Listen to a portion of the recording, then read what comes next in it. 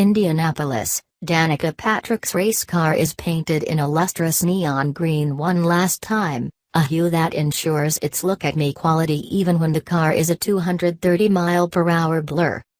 The color is apropos of Patrick and her racing career, which she's ending Sunday with a final attempt to win the Indianapolis 500, the race that initially made her famous in 2005. From that race forward, Patrick, often driving the shiny green car favored by her and her longtime main sponsor, the web services firm GoDaddy Incorporated, has been the driver everyone watched, analyzed and endlessly debated. That was due not only to her on-track achievements as a female in a male-dominated sport, but also to her relentless self-promotion, which together earned her the one-name celebrity of being simply Danica. "I can't think of a better way to end my racing career than at Indianapolis for the 500, the 36-year-old Patrick said in an interview. "I can't think of a more cool way to be done. I mean, to finish up at a place that has so many good memories for me, and at the biggest race of the year for Indy cars and arguably the biggest race of the year, period," she said. Patrick achieved several firsts as a woman in the IndyCar and NASCAR racing series, and in doing so became a role model for countless young women and their parents who admired her feats, tough persona and unflagging determination. No less than 7-time NASCAR champion Jimmy Johnson tweeted earlier this year, "Thank you at Danica Patrick for being a strong role model to the little girls in my life," referring to his 2 young daughters. Patrick's fame also was burnished by her blunt, outspoken manner, her savvy marketing of her personal brand that earned her millions of dollars in endorsements, and by the outsized media attention she always received. Patrick's overall record on the track was middling. She had 1 victory in 13 years of big league racing. That fueled the debate about whether she deserved the notoriety she received and made the Roscoe, native one of the most polarizing figures in sports. "I don't know that we've seen someone who is so popular when not performing as well," said Greg Goldring, Senior Director of Sports and Entertainment at the marketing arm, a marketing agency. Her impact on motor racing will be argued long after the 102nd running of the iconic race, one of the biggest one-day sporting events in the world. Patrick is adamant that she's not going to just circle the track as more than 250,000 spectators and millions more on television look on. "I'm here to win the race," she said.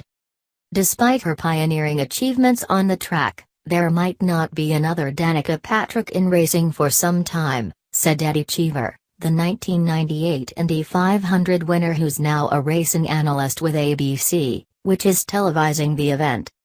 "I thought we would have seen more of a wave of young women trying to follow in her footsteps, but I don't know of one person on the horizon," Cheever said. This year's Indy 500 is the second race in Patrick's swan song, dubbed the Danica Double. The first race was NASCAR's season-opening Daytona 500 in February. After getting a pre-race kiss from boyfriend Aaron Rodgers, the Green Bay Packers star quarterback, she finished 35th after her car was collected in a crash.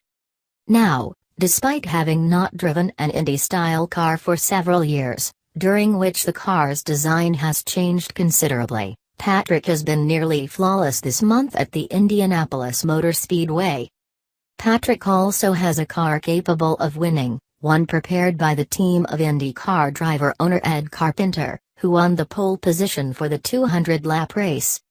She qualified 7th in the 33-car field with an average speed of 228.090 miles per hour on Indy's 2.5-mile rectangular oval. That was faster than 3-time Indy 500 winner Helio Castroneves and former Indy 500 winners Tony Kanaan, Ryan Hunter-Reay and Takuma Sato, who won last year.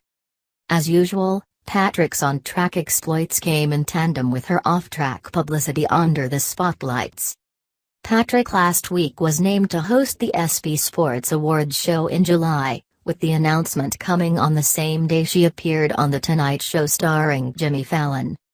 "I have a thing for doing things for the first time as a woman, so I'm going to be the first woman to host the ESPYs," she told Fallon, triggering an ovation from the studio audience.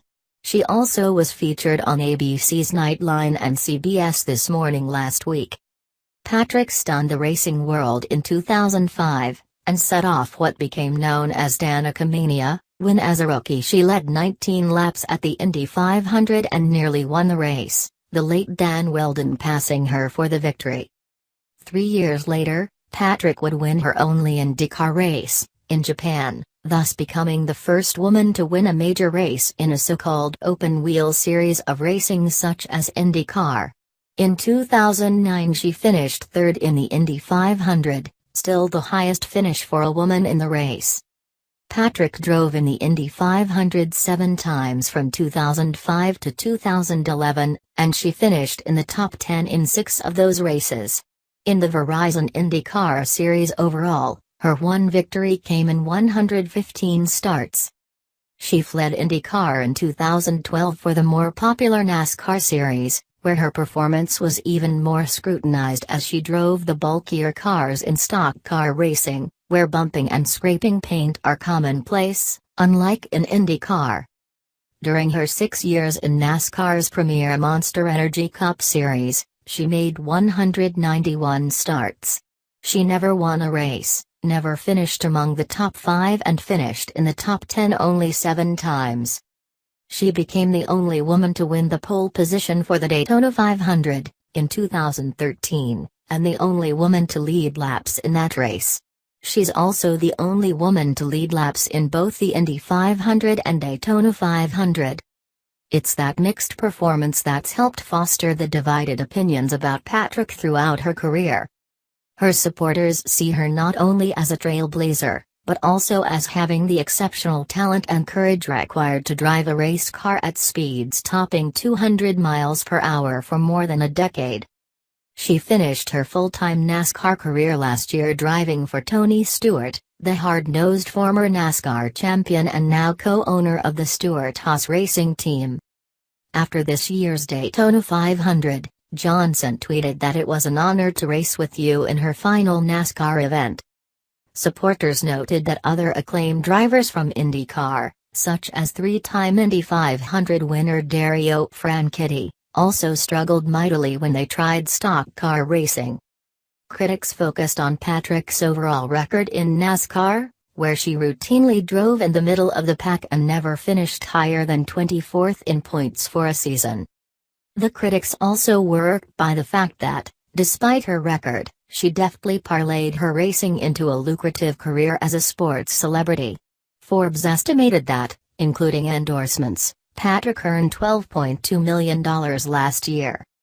Patrick routinely posed for magazine pictorials, including Sports Illustrated swimsuit issue, and was featured in sexually edgy commercials when GoDaddy skewed toward risque advertising. She was in 13 Super Bowl commercials for GoDaddy, the most of any celebrity for the big game. The divided views of Patrick played out regularly on social media, where Patrick was lauded as a rare accomplished female on the speedway or criticized as an also-ran who used racing as a springboard to fame.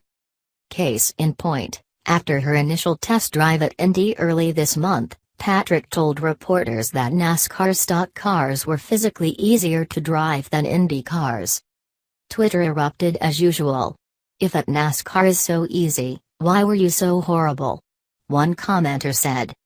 Another added, "Yeah, they are easy to drive when you're just cruising around in 25th place every race." When it comes to Patrick's critics, the more hardcore the racing fan, the more adverse the reaction, which has little relevance to her popularity, said Goldring, the marketing executive. Goldring cited Michael Strahan, the former football great who became a TV personality, and said, "Nobody now looks at how many wins and losses he had as a New York Giant." After she leaves racing, Patrick will focus on her entrepreneurial endeavors, which include the Somnium Wine Vineyard in Napa Valley, a wellness book titled Pretty Intense, and her Warrior clothing line. She also admitted to reporters last week that "my ego is going to have to cope with not being the center of attention as often. The ability to affect people and inspire people is really powerful," she said. "I've never overlooked it. I honor it and try to do a good job with it. That ability obviously would be enhanced if she wins the Indy 500, and takes the traditional sip of milk in victory lane, as the send-off to her career.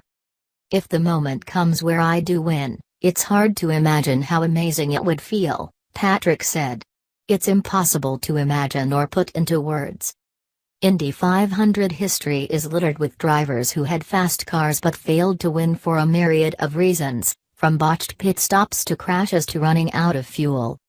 That said, can Patrick win Sunday?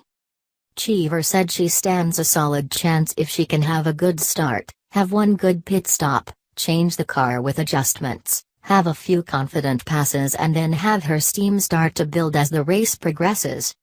Does she know how to do it? Absolutely, Cheever said. Is she willing to push it to the level you need to in order to win here?